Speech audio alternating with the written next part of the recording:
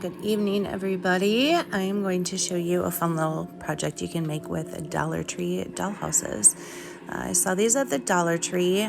Depending upon your Dollar Tree, they have different versions of these, but go ahead and snag them. I'm doing this video. This one's for Halloween, and I'm doing a gingerbread one for Christmas too. But anyway, grabbed one of those and my Wise Owl Jet Black enamel. And we are going to paint this little guy completely black. Right? Halloween spooky. We're going to do black.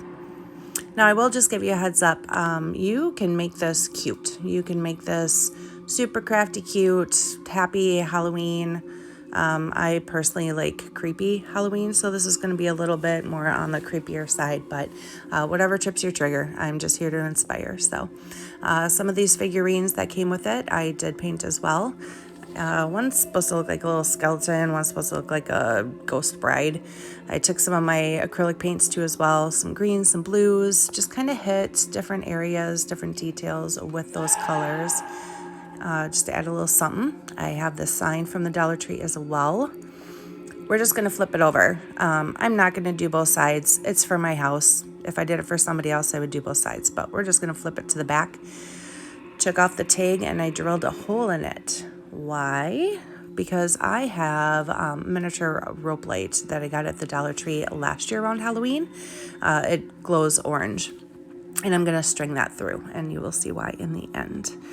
Anyway, here's where you can kind of do whatever you want. Again, I kind of like creepy, so I have these printables that I got offline or online, I should say, and I'm gluing them down. You can use cute little pumpkin, ghost, bat, Halloween, scrap paper, napkins, whatever you want for this background. It's completely up to you. But as you can see here, I'm just using spray tacky glue because that's what I had on hand. You can use Elmer's glue, you can use Mod Podge. You're basically just going to decoupage whatever you want onto the background. You could even just paint it too. You don't have to decoupage anything. You could just do different paint colors if you wish. But I am going to glue all of these down. Get them kind of where I want. I'm not too worried about the middle. Reason being is that's where the house is going to go. So get those down. I'm not worried about wrinkles because I am going to kind of sand everything with a little 1-over to kind of age it. But back to the house and our little figurines. I want them to stand in the windows, right? So this is where the little couches and tables and everything that came with it comes in. They were all pretty much the same height, so I just grabbed like one of the little chairs and then the little couch or whatever. And I'm just gluing those down in the house. So one on the second floor, one on the first floor, and then I'm gonna glue the little person on top of that. This is just gonna elevate them a little bit so that you can see them better through the windows, I should say.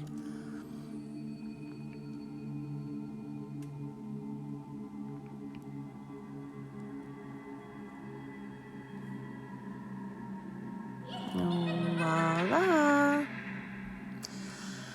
I thought it needed a little something more just to kind of brighten it up a little bit. So I did grab all my Art Alchemy metallic waxes. You can order these on Amazon. They're awesome. You guys see me use these all the time. They're my favorites. So I'm just kind of running it over just random high points just to give it a little shimmer, Halloween-y colors. Make it stand out just a little bit.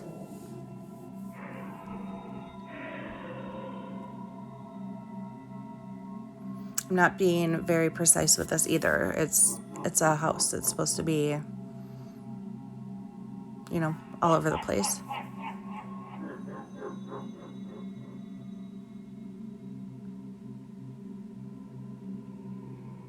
Cute, cute, cute. Grabbing my 120 grit sandpaper, and we are just going to go over the edges and get that excess paper off now that the glue has dried. And then after this, my camera crapped out, so I apologize, but I did take my carbon from Wise Owl paint, and I just kind of did a one over with that, and then I wiped it back, let it soak in a little bit, and then I wiped it back, which kind of created this aged effect. You can use glaze as well for this, or even watered down paint. Once I kind of dried off, I just used a matte clear finish just to kind of seal everything up, and then my hot glue to glue the house down. I did add a little bit of E6000 as well. On the back here, as you can see, I just glued down just a random scrap piece of ribbon just to create a pocket that is going to hold the battery pack down. And then I replaced the little twine on top and hung it up. And this is what it looks like. By itself, you can obviously add this with more Halloween decor, which I will do. You can add little trees. You can paint little beads with, pumpkins. You can add more embellishments. Mine just happened to be still in storage, so I just had to use what I had on hand. You can use them for the center of wreaths as well. There's so many things that you can do this house with. It doesn't have to be a sign, but hopefully this inspires you guys to get kind of creative and get your spookiness on, or your Halloween on. And yeah, fall's only 6 weeks away, you guys. So anyway, here's with the lights off. You can see the glow from the little roper light.